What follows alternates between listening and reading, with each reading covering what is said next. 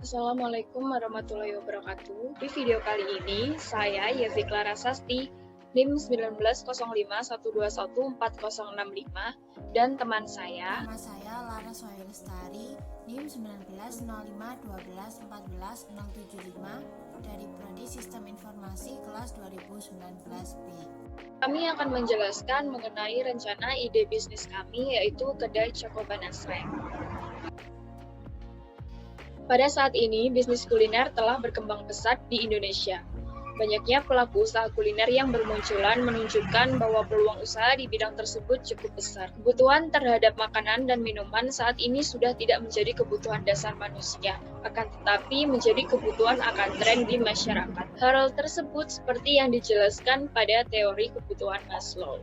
Nah, oleh sebab itu, kami memiliki sebuah ide bisnis untuk membangun usaha di bidang kuliner. Usaha yang akan kami mulai adalah usaha yang bergerak dalam bidang pengolahan makanan ringan atau camilan yang memanfaatkan buah pisang untuk diolah menjadi hidangan yang nikmat serta bercita rasa tinggi. Nah, olahan buah pisang ini mungkin telah memiliki cita rasa yang familiar bagi konsumen. Namun, untuk usaha kami ini akan berbeda dari yang lain karena disajikan dengan berbagai topping sehingga memiliki cita rasa yang khas bagi konsumen. Usaha ini memiliki peluang untuk kedepannya karena seperti yang telah diketahui bahwa pada saat ini masyarakat lebih berminat terhadap makanan ringan atau cemilan untuk sekedar mengganjal perut saat sedang beristirahat dari pekerjaannya. Nah, dalam perancangan bisnis ini tentunya diperlukan visi dan misi agar bisnis kami dapat terarah dan teridentifikasi tujuannya. Untuk visi dari usaha kami adalah menjadikan kedai Cokoban Asreng sebagai kedai olahan dan hidangan pisang yang unik dengan cita rasa yang tinggi, nikmat, ramah terhadap pembeli, dan dapat dikenal oleh masyarakat di Indonesia. Untuk misinya, yaitu menggunakan buah pisang dengan kualitas terbaik untuk diolah menjadi hidangan yang nikmat, terus berkreasi dalam penyajian hidangan dan menciptakan menu-menu baru, menjalin hubungan yang baik kepada pelanggan dengan selalu bersikap ramah dan sopan, dan mengembangkan kedai ke beberapa kota lain. Kami juga melakukan analisis terhadap rencana bisnis kami. Di sini kami menggunakan metode analisis SWOT, di mana kami menganalisis kekuatan, kelemahan, peluang, dan ancaman dari bisnis kami. Untuk analisis SWOT-nya sendiri yaitu yang pertama ada strength atau kekuatan. Produk yang kami produksi adalah produk yang ramah di kalangan pelajar dan masyarakat umum karena harganya hanya berada di kisaran 5-10 ribu saja.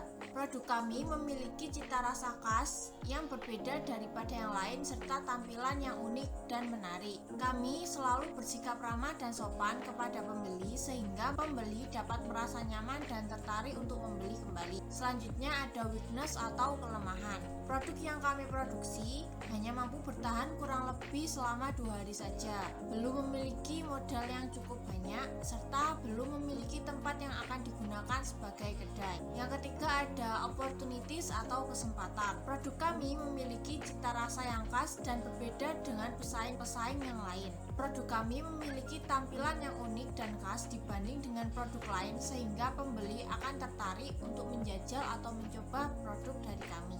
Anak-anak muda masa kini cenderung menyukai makanan dengan tampilan yang menarik dan unik, sehingga hal tersebut cocok dengan konsep produk kami yang memiliki tampilan unik, khas, dan menarik. Dan yang terakhir ada threat atau ancaman. Adanya pesaing lama maupun pesaing baru yang memiliki atau membuka usaha yang sama dan harga bahan baku yang tidak stabil. Nah, setelah melakukan analisis, kami juga melakukan penjabaran pada matrix. Yang pertama ada opportunity strength, yaitu membuat produk atau olahan pisang dengan kualitas yang baik namun harganya tetap terjangkau. Lalu meningkatkan kreativitas dalam penyajian produk agar terlihat semakin cantik dan unik sehingga mampu menarik pembeli. Kemudian ada opportunity weakness, yaitu menggunakan sosial media untuk memasarkan produk sehingga memudahkan konsumen dalam mengenal produk dan dapat menjangkau pasar yang lebih luas. Kemudian menggunakan sistem penjualan pesan antar sehingga konsumen tidak perlu datang ke tempat usaha. Lalu ada trade strength, yaitu produk yang murah dan ramah dapat meningkatkan daya jual. Kemudian meningkatkan kreativitas dalam pembuatan menu-menu baru yang khas dan berbeda dengan produk yang serupa milik pesaing lain. Lalu ada trade weakness, yaitu menyusun rencana terkait pembelian bahan baku untuk meminimalisir harga lonjakan bahan baku. Kemudian memanfaatkan teknologi layanan pesan antar makanan sehingga tidak diperlukan toko atau kedai. Kemudian memanfaatkan teknologi layanan pesan antar yang saat ini sudah tersedia di Indonesia sehingga kami tidak memerlukan toko atau kedai. Nah, selanjutnya ada perspektif balance scorecard. Di sini ada 4 perspektif. Yang pertama adalah perspektif keuangan. Di sini keuangan merupakan salah satu dari kelemahan usaha bisnis kami. Sumber keuangan yang kami gunakan sebagai modal awal membangun usaha berasal dari uang pribadi dan belum dapat dikatakan cukup untuk digunakan sebagai modal awal dalam merintis bisnis ini. Oleh karena itu, kami mencari solusi alternatif lain untuk masalah tersebut, yaitu dengan melakukan pinjaman kepada teman maupun kerabat yang bersedia untuk meminjamkan uangnya agar dapat dijadikan sebagai modal awal kami dalam merintis usaha ini. Adapun rencana kebutuhan modal yang sudah kami susun, rencana anggaran biaya peralatan atau fixed cost, rencana anggaran biaya bahan, kemudian ada rencana anggaran biaya lain-lain. Dengan adanya rencana anggaran biaya tersebut diharapkan dapat meningkatkan profit kedai Choco Banasreng. Kami akan berusaha semaksimal mungkin dalam mengelola keuangan sehingga dapat menghasilkan keuntungan yang maksimal. Nah, untuk perspektif yang kedua ada perspektif pelanggan, di mana kenyamanan merupakan salah satu hal yang selalu kami utamakan dalam pelayanan terhadap pelanggan. Kami berupaya untuk selalu bersikap ramah dan sopan kepada pembeli, sehingga pembeli dapat merasa nyaman dan hal tersebut dapat meningkatkan kepuasan serta loyalitas pembeli terhadap usaha kami. Target pemasaran kami adalah anak-anak, pelajar, mahasiswa, pegawai, dan masyarakat umum. Dengan harga produk kami yang relatif murah, sekitar 5-10 ribu rupiah saja, kami yakin jika produk kami dapat menjangkau seluruh target pasar yang telah kami tentukan. Kami juga akan selalu berupaya untuk mengenalkan kedai Choco Banasreng kepada masyarakat. Salah satu hal yang akan kami lakukan adalah dengan membuat akun sosial media terkait usaha kami. Hal tersebut kami lakukan dalam usaha untuk mengakuisisi pelanggan baru, sehingga mereka dapat mengetahui informasi terkait kedai Choco Banasreng. Selanjutnya yaitu perspektif bisnis internal.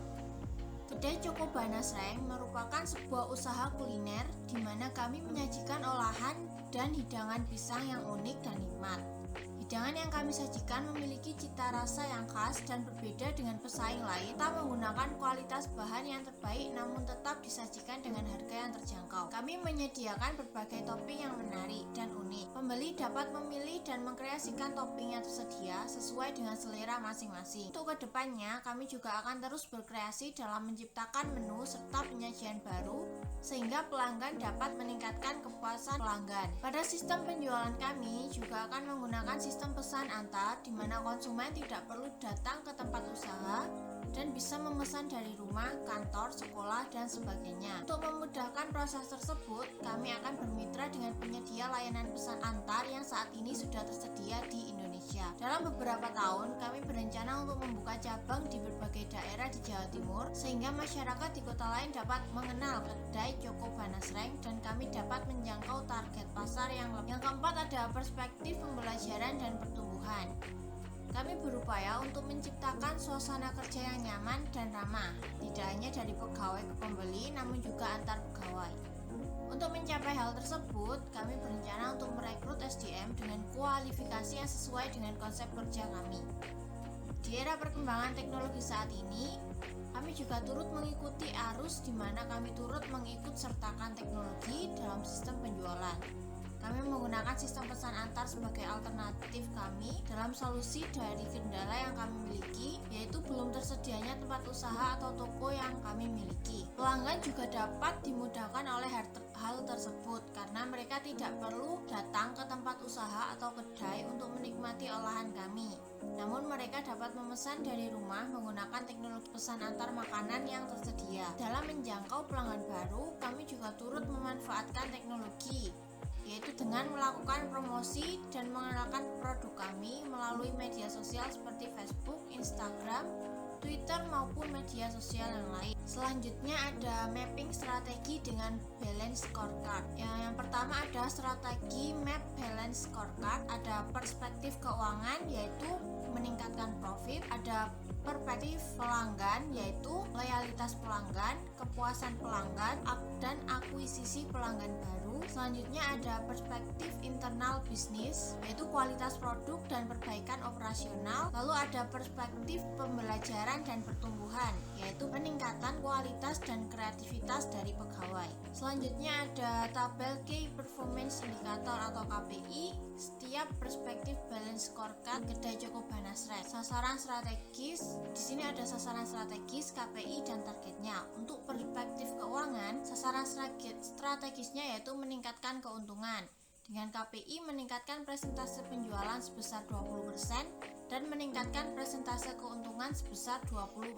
Selanjutnya dari perspektif pelanggan, sasaran strategisnya yaitu meningkatkan loyalitas pelanggan dengan KPI tingkat kepuasan pelanggan sebesar 100%. Selanjutnya mengakuisisi pelanggan baru dengan KPI-nya tingkat pembelian pelanggan baru sebesar 20%.